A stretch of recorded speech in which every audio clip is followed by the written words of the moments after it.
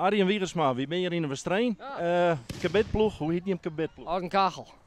Hoe komen we aan die namen? Ja, daar weet Sven alles van. Nou, vertel eens Sven. Nou ja, bier in de kachel, hè? Dan gaat uit een kachel. Dronken kachel. En hoeveel kabetbussen hebben je, Joert?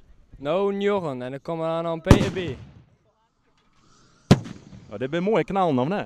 Ja, het gaat wel aardig. Vandaag hier gingen we met lidingen. Maar omdat er nou aan wat mee bij komen, doen we nou gewoon al die met ballen. Kijk wat veiliger. En je hebt hier een hele mooie kries bij hem. Achter u staat er. Waar hebben die wij? Die houden we de buurman bij, hè? Of zijn mogen stijgen. Kimmel, dan gaan we nou ook wat plezier, toch? Ja, steek maar aan. Ja? Noord? Ja? Steek hem aan.